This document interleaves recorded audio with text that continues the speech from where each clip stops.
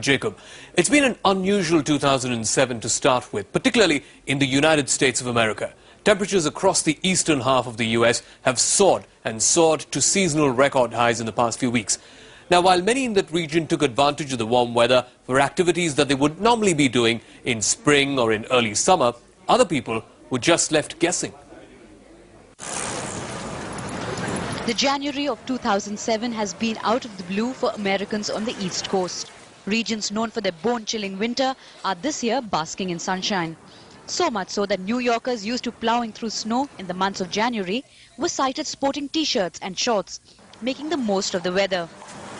It's nice. I woke up today and I definitely knew I wanted to be outside in Central Park. Oh, it's wonderful. We've just come over from England where it's really cold and foggy, and we were expecting snow here, and it's like summer. New Yorkers weren't the only ones surprised by the mild weather. Washington, D.C., known for its white winters, was instead springing buds and bright sunshine. The famous cherry blossoms have also started to bloom 3 months early in some places. I love forsythia, and it gives me great pleasure to see it. It really concerns me. It is January 6th. We should be in the middle of a snowy period, a cold period. Life and ecosystems need that full cycle to rejuvenate, and something is wrong.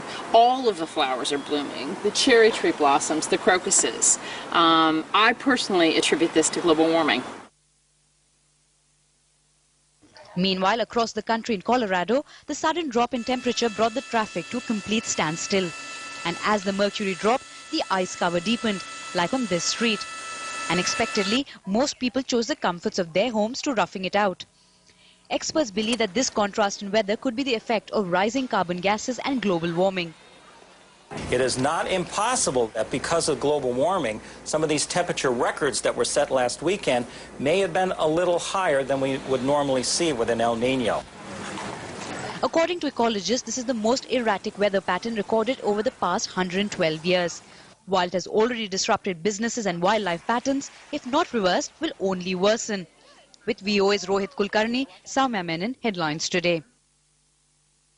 And if you thought it was weird on the East Coast, then you've got to see what's happening in the West Coast, at the opposite end of the United States. There's an unusual ice storm out there. In fact, a state of emergency has been declared in California, and the National Guard have been called out in Missouri after ice storms knocked out almost 2 lakh homes without electricity. While temperatures in some parts of the United States soared to an all-time season high, other parts of the country were braving ice storms. Waves of freezing rain, sleet and snow since Friday have caused at least 12 deaths in Oklahoma, 6 in Missouri, 2 in Texas and 1 in New York. As crews tried to restore power to hundreds of thousands, slick roads spawned accidents. He said he put his arms around the seat, held on real tight, and as the van hit and they had the collision, he was able to hold on to the seat the whole time. Missouri Governor Matt Blunt said about 3 lakh households remained without power on Sunday. About 350 National Guardsmen were going door to door, checking on residents in the hardest hit areas and were helping to clear slick roads of tree limbs and power lines. In Oklahoma, nearly 150,000 houses went without power. And then there were those who made the best of the cold snap. The weather, has it caused you guys any problems? Not at all. Not at all. It's been more fun than anything. Sun-loving Southern Californians also got a rare dose of real cold this weekend. The worst hit was the state's $1 billion citrus industry. Farmers said they would continue to burn bonfires and spray trees with warm irrigation water. I've heard a few people say already in the industry that the fat lady is already sung. You know, it's pretty much over. I think that that's in certain groves and certain areas and stuff like that. But the worst is not over yet. According to the National Weather Service, the storm system is expected to continue northeast, laying down a coat of ice and snow from Texas to Illinois. Bureau Report, Headlines Today. And across the Atlantic, it's a completely different story altogether. At many ski resorts across Europe, there's more mud than there's snow. Because of the mediocre snowfall from Spain to Austria, mountain resorts in the region have delayed openings and are turning tourists away. Not just economically, but even ecologically. Austria, Germany, France and Switzerland, among many other European countries, they're all set for some very bleak months ahead. Alpine ski resorts, which would normally be packed at this time of year, are suffering from a lack of snow. In the resorts of Austria, most tourists appeared disappointed at the mild weather. Hier ist es total unterschiedlich. Also hier im Moment ist es recht schön, aber es gibt auch andere Stellen, da schaut dann richtig der Boden raus.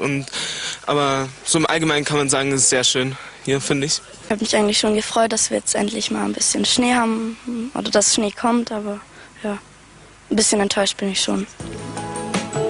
According to ski school instructors, businesses in the ski resorts of Germany have suffered because of the mild weather.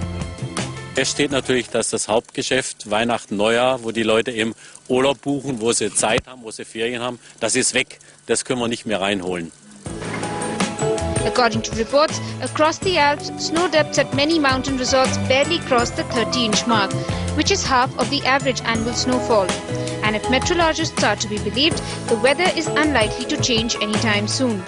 Den Witterungsverlauf des bisherigen Winters so sieht, mit vielen West- bis Südwestwetterlagen, das heißt immer wieder milde und sehr milde Luft, die da herangeführt worden ist, ist es eigentlich eher unwahrscheinlich, dass es in den kommenden Wochen tatsächlich einen Wintereinbruch geben könnte.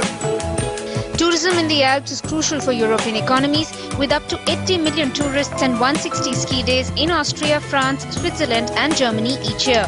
And with much of Europe seeing record high temperatures in January, the future is on thin ice. Bureau Report, headlines today. We'll take a break here in the program. When we come back, we'll tell you how animals in a zoo in St. Petersburg are behaving quite weirdly this season, where most hibernating winter animals are having sleepless nights. More details on this bizarre story in just a moment.